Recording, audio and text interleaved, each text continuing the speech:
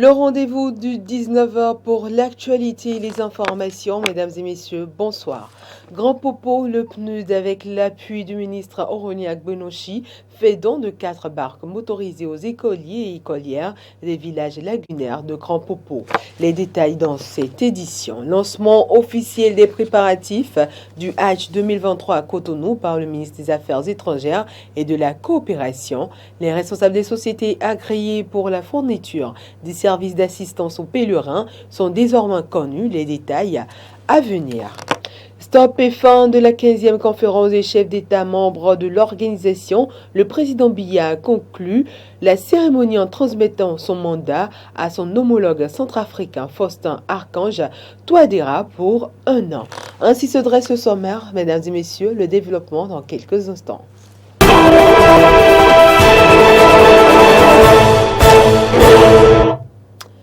À nouveau, bonjour. Je l'ai annoncé en titre. Le ministre des Affaires étrangères et de la coopération, Aurélien Agbenoshi, à travers son invite au PNUD, sous les auspices du bureau fédéral Novicha, a volé au secours des écoliers des villages lagunaires de Grand Popo ce vendredi 17 mars 2023 avec 4 barques motorisées. La cérémonie officielle de remise était en présence de plusieurs personnalités politico-administratives, dont outre le ministre des Affaires étrangères et de la coopération, le représentant résident du PNUD au Bénin, l'honorable Réginal Koumagbéafidi, le maire Jocelyn Ayi et le président fédéral de Novicha. Après la cérémonie de remise officielle des barques aux riverains, le représentant résident du PNUD et Aurélien Agbenoshi ont exhorté ces derniers à en faire bon usage. Je l'annonce également en titre, lancement officiel des préparatifs du Hajj 2023 à Cotonou, le ministre des Affaires étrangères et de la coopération, accompagné pour la circonstance des ministres de la Santé, de l'Intérieur et de la Sécurité publique et de l'eau et des mines, a donné le ton du Hajj 2023. Il a dévoilé aux responsables des sociétés agréées pour la fourniture des services d'assistance aux pèlerins les dispositions prises par le gouvernement pour le bon déroulement du pèlerinage. Suivez plutôt. Cadre du ministère des Affaires étrangères, personnalités religieuses et responsables des sociétés agréées pour la fourniture des services d'assistance aux pèlerins à la Mecque étaient présents à la cérémonie de lancement du Hajj 2023. En prélude à cet événement, l'Agence pour la gestion de la logistique des officiels AGLO a mené plusieurs démarches qui ont permis de définir les conditions de participation au pèlerinage à la Mecque cette année. AGLO a participé sur invitation de l'Arabie Saoudite à une réunion virtuelle le 22 décembre 2022 dans le cadre de l'annonce du Hajj. C'est à cette occasion que les autorités saoudiennes ont communiqué, entre autres informations, que le quota pour le Bénin est 4600 pèlerins. La limitation d'âge à 65 ans est levée. Le test PCR n'est plus exigé. Par contre, le vaccin Covid est obligatoire. Les négociations sont bouclées avec le prestataire retenu pour assurer le transport aérien et le contrat signé. La mission de prospection des prestations au profit des pèlerins a eu lieu du 8 au 20 février 2023 à la Mecque, Médine et à Djeddah. Le coût de la participation a connu une hausse de 100 000 francs par rapport à l'année dernière. Aurélien Agbenoshi, ministre des Affaires étrangères et de la coopération, en sa qualité de président du comité d'orientation et de supervision, donne des précisions. À la suite de toutes les diligences qui ont été entreprises par le gouvernement, je voudrais vous annoncer que le prix du Hajj 2023 est fixé à 3 500 000 francs CFA par pèlerin. Ce montant couvre principalement les frais de transport par avion, le transport interurbain, l'hébergement, la restauration, le visa, l'assurance ainsi que les différentes taxes en vigueur en Arabie Saoudite. Les frères musulmans désirés d'accomplir les rites du Hajj cette année devront se rapprocher des 27 sociétés agréées par le gouvernement dont la liste est disponible sur le site web du ministère des Affaires étrangères et aussi à la direction générale d'Aglo. Je rappelle que la date de clôture des inscriptions sur la plateforme dédiée à cet effet est fixée au 18 mai 2023. Les candidats à l'accomplissement du 5e pilier de l'islam pour cette année savent désormais à quoi s'en tenir. L'Union des professionnels des médias a signé dans la matinée de ce vendredi une convention de partenariat avec l'organisation Engender Health pour la mise en œuvre du projet Initiative Médias sans violence basée sur le genre. Le dit projet vise à renforcer les capacités des femmes professionnelles des médias dans la lutte contre les violences basées sur le genre au Bénin. Écoutons Zakiat Latunji et Maïfou Nassirou, respectivement présidente de l'UPNB et chargée de programme de Engender Health Bénin. Après avoir eu le quitus de l'ambassade, aujourd'hui nous signons la convention de partenariat avec Engender Health qui nous conforte davantage dans la mise en œuvre de ce projet. Un projet qui a globalement pour objectif de renforcer les capacités des professionnels des médias à être des acteurs de lutte contre le harcèlement sexuel et les violences basées sur le genre en général dans les médias. L'initiative du projet est partie d'une activité, c'était l'une des premières activités après notre élection en 2019 au profit des femmes acteurs des médias. Et c'était vraiment d'arriver à échanger avec les femmes pour voir un peu quelles sont les difficultés qu'elles rencontrent dans les organes de presse. Et au regard des différents travaux qu'il y a eu, nous avons essayé de travailler à faire une synthèse de tout ça qui a donné lieu à ce projet-là. Et l'ambassade des Pays-Bas a accepté, parce que c'était sous le leadership de l'ambassadrice que nous avons pu tenir cette première activité. Et par la suite, l'ambassadrice et toute son équipe ont accepté de nous accompagner pour la mise en œuvre de ce projet. Et pour ce projet-là, il y a une série d'activités, des activités qui sont orientées aussi bien vers les patrons de presse, qui sont orientés vers les femmes dans les médias et également les hommes dans les médias. Il y a une étude qui sera également faite pour apprécier l'ampleur du phénomène des violences basées sur le genre dans la presse et des activités spécifiques à l'endroit des femmes pour leur permettre de savoir véritablement quelle conduite tenir par rapport aux différentes sortes de violences basées sur le genre qu'elles rencontrent dans les médias. Parce qu'on parle de harcèlement sexuel, mais il n'y a pas que ça. Il y a vraiment le harcèlement moral, le harcèlement psychologique. Donc il y a tout ça qui en réalité ne favorise pas un environnement adéquat de travail pour les femmes des médias. Donc l'objectif globalement, c'est renforcer les capacités des professionnels des médias et surtout faire des médias des acteurs engagés dans la lutte contre les violences basées sur le genre. Nous sommes vraiment ravis à plusieurs titres parce que c'est une initiative phare qui va permettre de véritablement contribuer à la réduction de tout ce qu'il y a comme violence au sein des médias et de permettre aux femmes qui travaillent dans le secteur des médias de pouvoir avoir un environnement confortable de travail, avoir un environnement qui leur permette de travailler et à la fois de s'épanouir.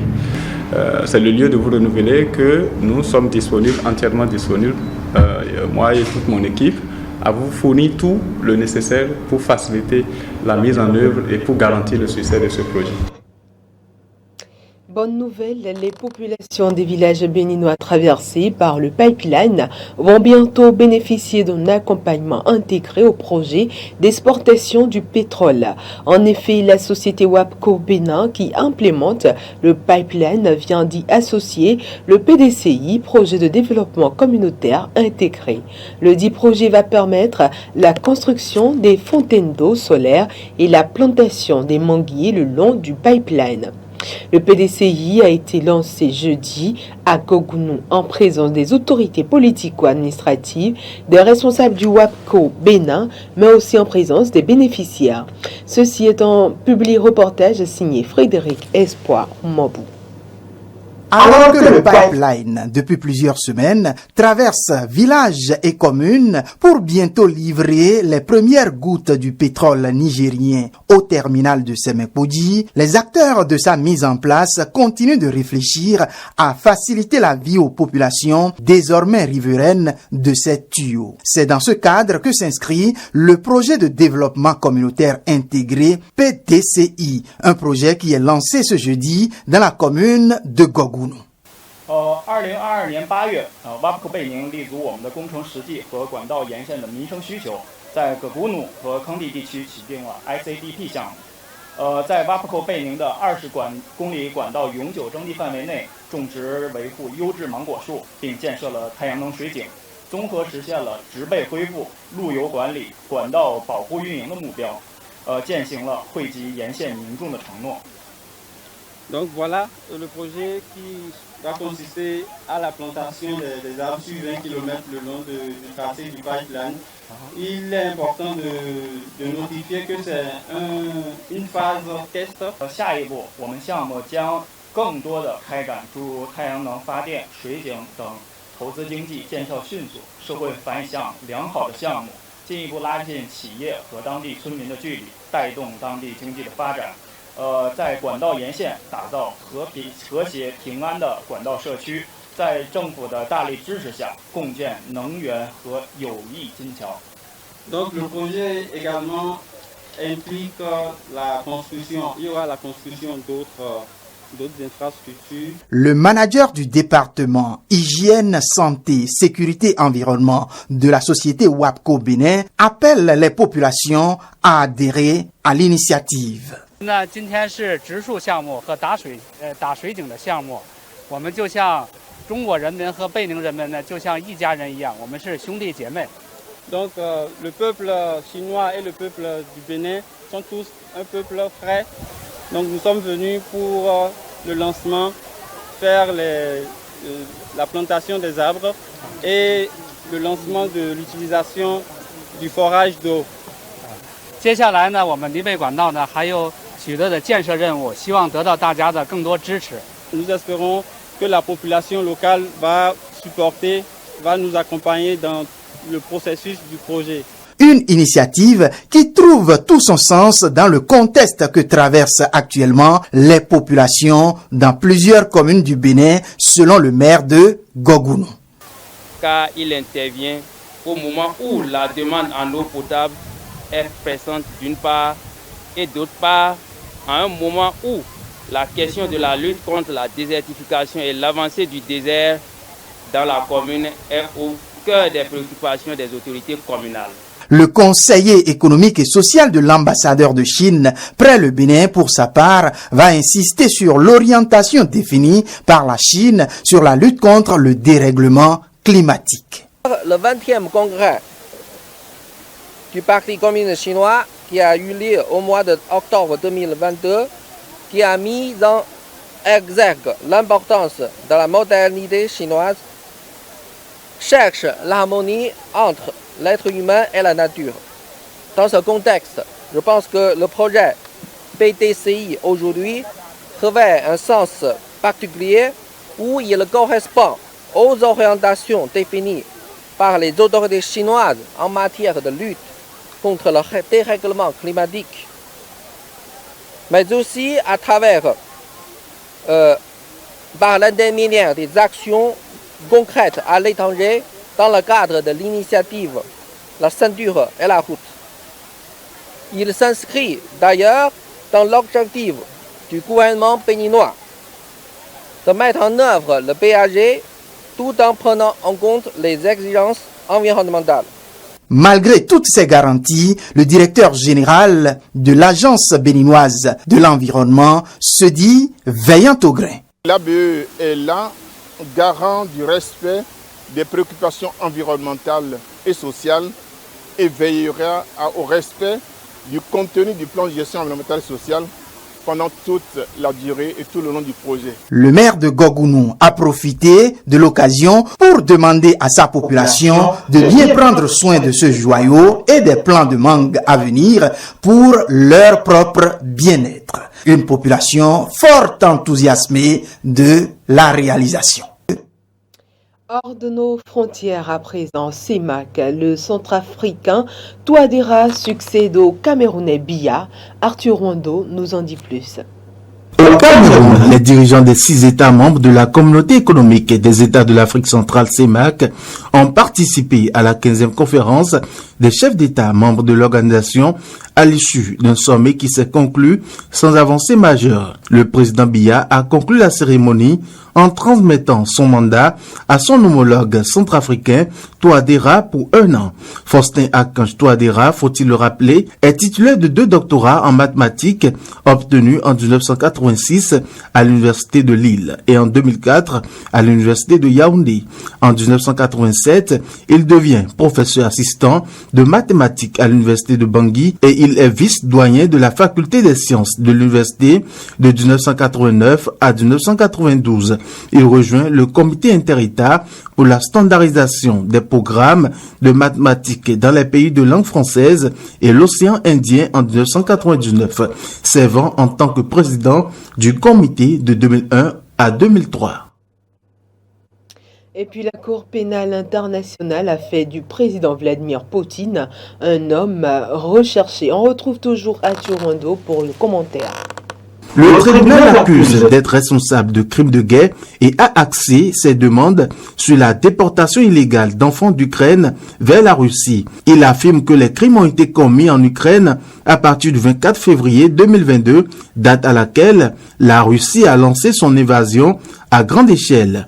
Dans une déclaration, la CPI a indiqué qu'elle avait des motifs raisonnables de croire que Poutine avait commis les actes criminels directement ou en collaboration avec d'autres personnes. La Cour a également déclaré que Poutine n'avait pas fait usage de ses pouvoirs présidentiels pour mettre fin à l'exclusion d'enfants. La commissaire russe aux droits de l'enfant, Maria Belova, est également recherchée par la CPI pour les mêmes faits. Et c'est sur cette information que nous refermons ce journal-là. Merci de nous avoir suivis. L'information se poursuit sur toutes nos différentes plateformes, YouTube, Facebook et Twitter, et sur notre site internet www.benin-eden.tv.